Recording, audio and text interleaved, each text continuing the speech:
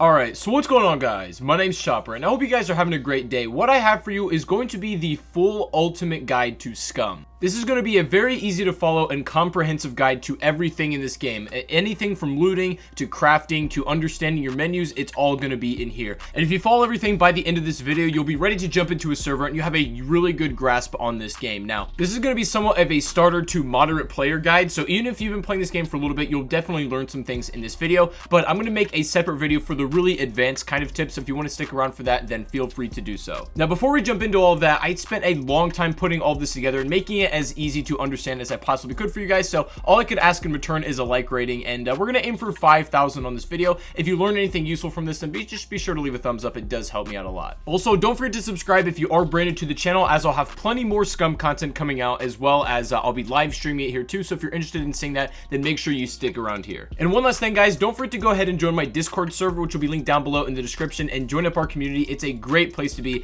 and I cannot recommend it enough. But anyways, guys, let's go and get started on the ultimate guide to SCUM. Alright, so first things first, before you jump into a game, you're going to have to make your own character. Now, I'm not going to spend too much time on this because really at the end of the day, you can design your character however you want to. However, I will give you a few useful pointers. At the beginning, if you make your character's age anywhere from 35 to 40, you're going to get a couple extra bonus points in strength and constitution. And what these two things are going to do for you is allow you to turn up your scale for two very important things, such as boxing. You're going to need to be able to fight, and also you have a lot of running to do in this game, so you're running and endurance will go up with your constitution, and you're gonna want probably those two things more than anything else. There's a couple of features that aren't available yet currently, but so the meta may change depending on how you make your character a little bit later on, but as of right now, this is kind of how I recommend you set one up. Both your strength skills and your constitution skills are both really important, so spend your points however you feel necessary, and when you're all ready, go ahead, create it, and jump into a game. Now, as soon as you spawn into the game, the first thing you should do is go ahead and create a stone knife. Stone knives and just knives in general are going to be super useful equipment for pretty much anything that you do in this game, and they're really easy to make as well as soon as you start out. So go anywhere on the ground and search for rocks, and assuming you find two, that's all you need. You can go ahead and head over to your crafting tab, and then at the top left corner is going to be a stone knife. Go down to the bottom and hit the craft button, and once you put this together, you're gonna have access to use this. You can either put this in your hand or your shirt or pants pocket currently, but we're not actually going to use our clothes for pockets. We're going to do something else with that right now. We're going to go ahead and use our stone knife to cut down our shirt and pants to make a makeshift backpack. Now, there's a couple of different ways you can make a backpack. There's bigger ones if you want more carrying space, but we're just going to go for the improvised courier backpack, which is going to give you 9 slots, which is more than enough before you get enough, kind of equipment to get different pieces of clothing, which will give you better equipment. So we'll worry about that a little bit later. All we really need right now is a small basic backpack. So what you're going to do is take your stone knife, put it in your hands, and then right click on both of your clothing items to cut them down into rags. And once you've done that and go over to crafting, you'll know that you see on the left side that it requires one piece of equipment, one ingredient that you don't currently have, which is a rope. Now, there's a workaround for pretty much this and any other craftable item. If you go to that certain ingredient you don't have and hit the small little white arrow, you can go through different alternatives that you can use, and there's an improvised rope that is an alternative. So what you want to do is cut down another one of your rags to get down to 3 rags total, and then the rest are just going to be strips. And then once you have all those strips, you can go ahead and make that improvised rope. And once you've done that, you'll have everything you need, the correct amount of rags as well as the improvised rope. So you can go ahead and finally put your own improvised backpack together now. And this is going to give you a total of 9 carrying slots, which, to be fair, right now is kind of a lot. And we're going to worry about expanding that a little bit later on in the video, so stick around for that. But for now, let's go ahead and get into the next part. Of course, you don't want to be caught out here without any weapons, so we're going to put together a basic but very effective one. Now, what you're going to want to do is find these green bushes right here. There's going to be bigger bushes and smaller bushes, which, when you cut them down with your knife, will give you different results. You want to find a bigger bush for all purposes right here, and when you cut it down, you're going to have probably 2 smaller wooden sticks and then 2 longer wooden sticks. You're going to need the longer ones, and then take your stone knife as well, and then go over to your crafting and carve an improvised wooden spear. I recommend probably have 2 to 3. It doesn't really matter. 3 is just for good measure, but you can comfortably carry 2 and still have a lot of room left over. Now, once you have these 2 spears made, you can do 2 things with them. You can either fight just hand-to-hand combat with it and actually use that as a kind of melee weapon, or you can throw the spear by holding down your left click. So just in case you throw one and end up losing it, you can go right back over and then tab and then pick it up. Now, I'm going to give you guys a really easy pro tip here, is that when you're picking stuff up like that, if you just want to put it in your inventory, quickly double-clicking items is a fast way to put it in your holster, but if you want to put it in your hands, I recommend right-click and then actually manually select to take in hands, as it makes it a little bit easier. So now you've got a backpack and spears. You can go ahead and look on your map and go to anywhere there's a compound where there's going to be like orange buildings, somewhere to loot, and once you found a place, you want to just head into the buildings and start looting up. Obviously here with F is the normal button, and just kind of, you know, rummage through the stuff and see what you can find. Normally you're going to be looking for weapons, you know, ammunition, things like that, and also you do want to find clean clothes. And I say clean because once you find an article of clothing that is clean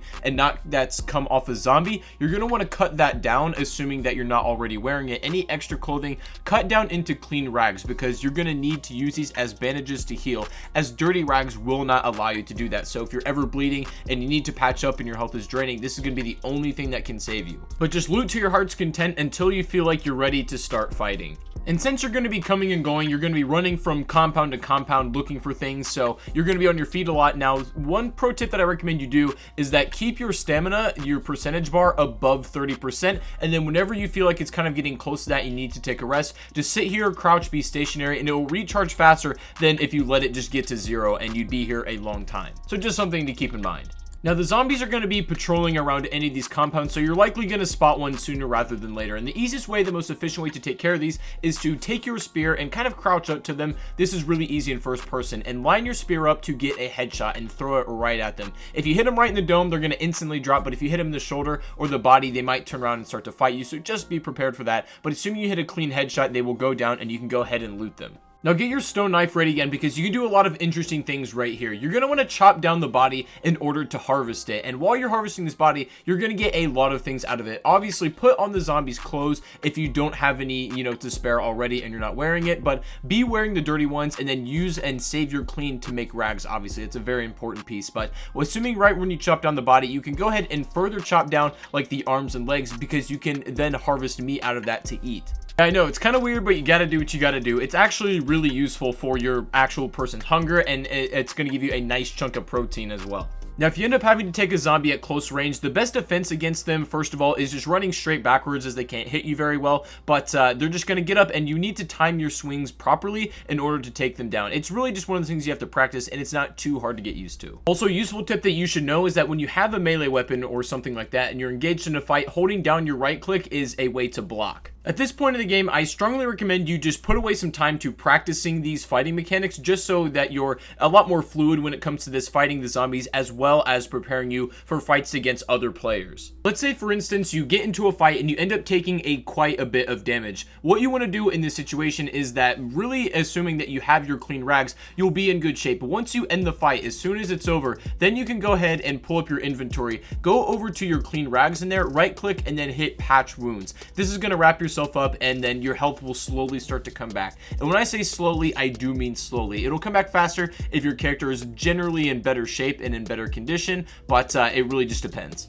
And speaking of condition, let's talk about the metabolism menu. Now, this menu is very overwhelming, and it's a lot to take in as soon as you first look at it, but in this video, we're just going to focus on the right side, and the most important thing on it is the BCU digestion monitor. And you can see all of your vitals down here, your stomach volume, intestine, colon, and bladder. And now, you want to watch these percentages, because you will have to relieve yourself in both ways. I'm serious. The way you do this is by holding down the tab key and doing whatever action you need to. And I recommend you do this every once in a while, and don't let it get too out of hand, because you could be in the middle of doing something very important and your guy just goes for a wicked leak. But whatever food and drinks you end up looting, you're going to want to use accordingly. Now, you need to know this, is that as soon as you eat something, say you eat a piece of that steak that we picked up earlier off of that zombie, as soon as you consume that, it's not going to instantly be converted into energy. It needs to go through your digestive system first, so it's going to take a little bit of time. Same goes for all food and drink you can consume, and you can also keep track of everything, like more specifically at the top, where you can see your protein,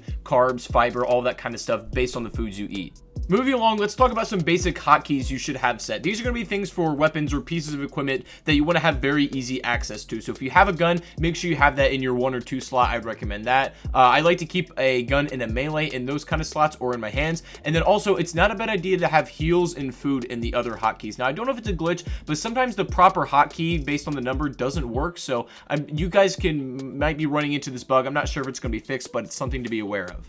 Now, at this point, if you want to do a little bit of hunting and you spotted a wild animal like a boar or a bear or anything like that, you can actually do this and use the resources off the animal for some crafting parts or food. Now, the way you do this, the proper way, is you want to clear the area of any zombies first in the vicinity, because if you fire a weapon, they're instantly going to be attracted to you and you may get swarmed. So you got to be really cautious of that. But assuming it's all cleared out and it's just you and the animal, you can take a clean shot, and if you land a headshot, it should instantly go down, and then go up to it and skin it. And depending on what the animal is, you'll get different things out of it. You can get like a bear head if you're able to skin one of those, and you can use that as like a mask, or you can make a animal jacket. There's a lot of different ways you can hunt animals based on your current needs with you and your team, so just kind of do that accordingly, but this is the basics of getting started with hunting. At this point in the game, you're relatively set up. You're probably pretty confident and you're ready to take on some higher looting places. Now, normally the compounds that have the best loot are going to be guarded by these mechs, these robots that you've probably seen walking around a little bit. Now, let me go ahead and explain the way that these work. These robots will have a set patrol path guarding the, kind of internal compounds that are in that set area. So what you want to do is kind of maneuver yourself away to avoid the robot's path in its sight, and so you can get into these places to pick up its loot. Now, the radius is actually pretty high as far as like their vision and being able to see you, so it's something to look out for. But if one does happen to see you while you're in a building, don't really panic. Don't worry too much, because it's not that big of a deal. It's not the end of the world. They will not chase you into buildings if you physically cannot be seen through a window. However, if there is an open window that they have a line of sight on, they will fire on you and you will get hit. So just kind of find a corner that is completely blocked off, and even if they walk right up to where you are, the red light is flashing, they have you in their targets. If you stay there long enough and you don't really bother them and they can't see you, eventually they will walk away. Now, these higher tier looting places are obviously going to contain the best potential for great loot. So you're going to be looting these cargo boxes here, and you'll likely end up finding a bigger backpack as well as a lot of weapons. Now, the best thing about these things is that they're really quick to loot, and normally a lot of these barracks are right next to each other. So you and your team, whoever's playing with you, is really likely to get fully set up from this. You can share ammo, you can share magazines, bullets, scopes, whatever you want. And let's say that you found all of the components of a gun that you want to run. So you've got the actual weapon, you have the magazine and the bullets. All you need to do is put the weapon in your hands, put the magazine on the bottom kind of slot attachment, drag the bullets into the magazine, load it with your R key, and then you should be all good to go with that. If you cannot find the mag, but you have the bullets for your weapon, you can just simply hit R and put them in one at a time, which is kind of annoying, but in certain situations, that's something that you have to do, unfortunately. But be careful going barrack to barrack, because if you're too kind of lackadaisical about it, there are a lot of zombies as well as mechs guarding them. If you are caught in that scenario, as far as the robots go, just wait it out. They will eventually leave. But the zombies, I've got to assume this is a bug. You need to be really cautious, because some just kind of phase right through the door and they waltz right in, and they can catch you slipping if you're not ready for it. So it's something that I got to assume is going to be fixed soon, but it's something that's in the game right now and you need to look out for. And now from this point onwards, ladies and gentlemen, you have actually got all of the really basic necessary tools in order to play this game. If you followed it all the way up to this point, you'll be relatively set up to take on anything you want, and you can keep going to higher looting places with all the momentum that you do have, and keep looting, keep gathering more resources, crafting, all of that kind of stuff. And a lot of you are just kind of learning progression is going to come from after you've done all this really basic stuff, and you'll start to learn a lot quicker from this point onwards. But I will continue to make more videos about like advanced tips as far as crafting, how to play better in gunfights. I have all of this stuff in the works, so stick around for that. But this is going to be just to kind of get you on your feet, get you started in this game, and I really hope that this was able to help you, or that you learned something from this video. And if you did, like I said, guys, I would really appreciate a like rating. That's all I ask for. Don't forget to subscribe if you are brand new to the channel. It is absolutely free. And let me know in the comment section if there's anything on SCUM that you specifically want me to make a video on, and I would be glad to do it. But let me know in the comments, guys. But anyways, thank you again so much for watching. I really do appreciate it. Hope you all have a fantastic rest of your day. Enjoy the game, and I'll see you all on the next live stream or the next video. Take it easy, guys, and peace out.